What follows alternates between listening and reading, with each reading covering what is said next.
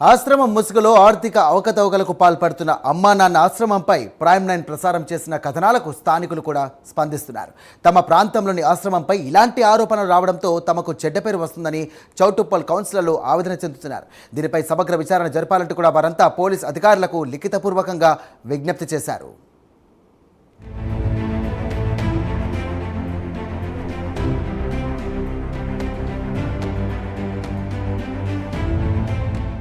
Prime nine చేపట్టిన special ఇన్వెస్టిగేషన్తో వెలుగులోకి వచ్చిన అమ్మా నాన్న అనాథాశ్రమం వ్యవహారంపై స్థానిక కౌన్సిలర్లు స్పందించారు. ఈ మేరకు డీఎస్పీ మధుసూదన్ రెడ్డికి వారు వినతి పత్రాన్ని సమర్పించారు. ఆశ్రమంలో ఏవైనా అక్రమాలు జరిగి ఉంటే వాటిని వెంటనే బయటపెట్టి ప్రజలకు నిజాలు తెలియజేయాలని కౌన్సిలర్లు తమ వినతి పత్రంలో పేర్కొన్నారు.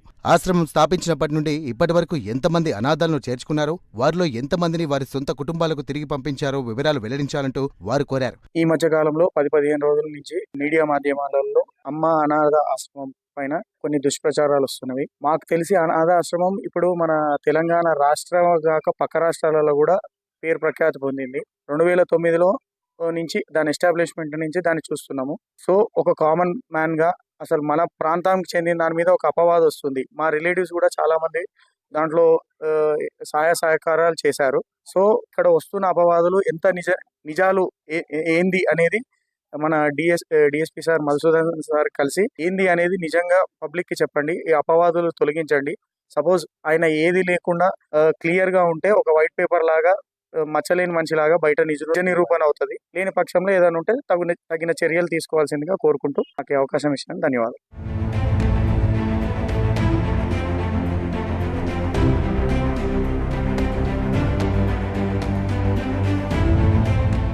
అలాగే ఆశ్రమంలో చేరిన అనాథలు మాయమైపోతున్నారని, వారి ఆచూకీ తెలియడం లేదని వార్తలు వచ్చిన నేపథ్యంలో దీనిపై కూడా కౌన్సిలర్లు స్పందించారు. గత 3 నెలలుగా దాదాపుగా అమ్మా నాన్న ఆశ్రమంపై వస్తున్నటువంటి సోషల్ మీడియా కథనాలు కావచ్చు, మన ఎలక్ట్రానిక్ మీడియా విషయాలు కావచ్చు, అనేక అంశాల మీద ఈ అమ్మా నాన్న ఆశ్రమంలో అవకతవకలు జరుగుతుందని చెప్పి సమాజంలో కూడా, అంటే చౌటుప్పలు లాంటి ఏరియాలో కూడా దీనికి సంబంధించి అనేక విషయాలు చక్కర్లు కొడతా ఉన్నాయి. అయితే మేము ఈ మీడియా ద్వారా కానీ ఇందాకనే ఏసీపీ గారికి ఒక వినతి పత్రం ఇచ్చాము.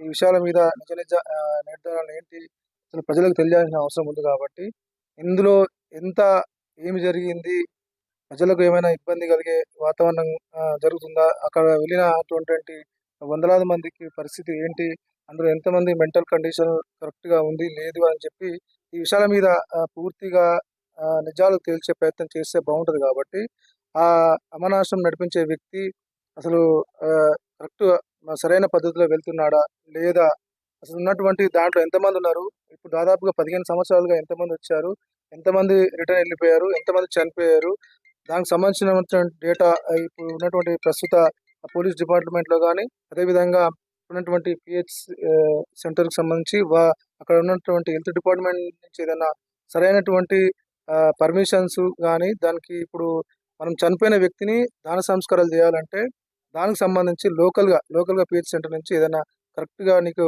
పర్మిషన్స్ ఉందా లేదా, అదేవిధంగా ఇప్పుడు మనకున్న ఇన్ఫర్మేషన్ ప్రకారం 1150 మందిని మనం వారి స్వస్థలాలకు పంపించామని చెప్పి కూడా మనకు కొన్ని విషయాలు తెలుస్తూ ఉన్నాయి.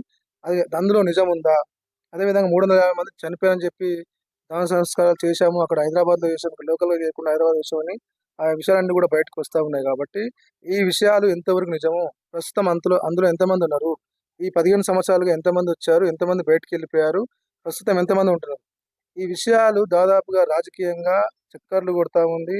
ఇది కూడా ఈ కొత్తగా పాలకవర్గం ఎన్నికైనటువంటి పాలకవర్గం మీద అనేక ఆరోపణలు కూడా వస్తూ ఉన్నాయి.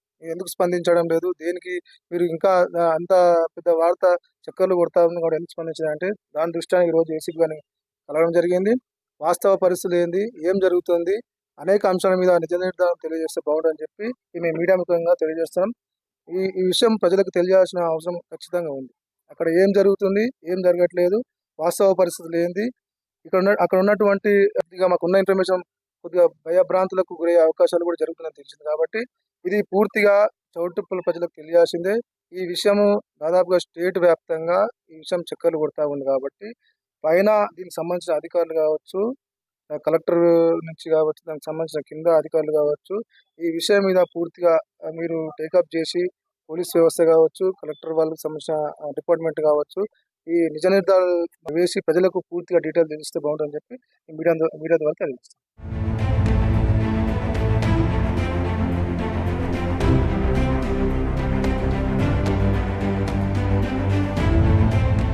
ఇప్పటి వరకు ఎంతమంది మరణించారో, వారు ఏ కారణాలతో మరణించారో దానికి సంబంధించినటువంటి పూర్తి ఆధారాలను కూడా బయటపెట్టాలని కౌన్సిలర్లు డిమాండ్ చేశారు.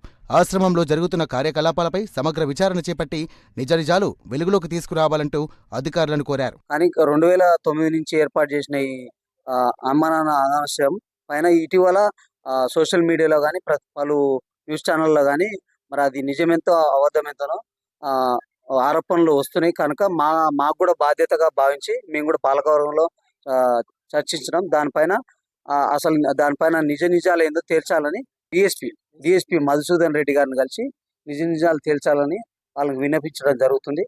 మాకు పూర్తిగా నమ్మకం ఉంది. వాళ్ళు దీనిపైన నిజ నిర్ధారణ కమిటీ కానీ వాళ్ళని పిలిచి రికార్డుల పరిశీలన చేసి ఖచ్చితంగా ఇది మాకే కాదు చౌటుప్పల్ ప్రజానీకానికి పైన పడ్డ మచ్చ ఇది అని భావిస్తున్నాం. ఖచ్చితంగా దీనిపైన మంచి నిజ నిర్ధారణ జరుగుతుందని కూడా మేము కూడా భావిస్తున్నాం.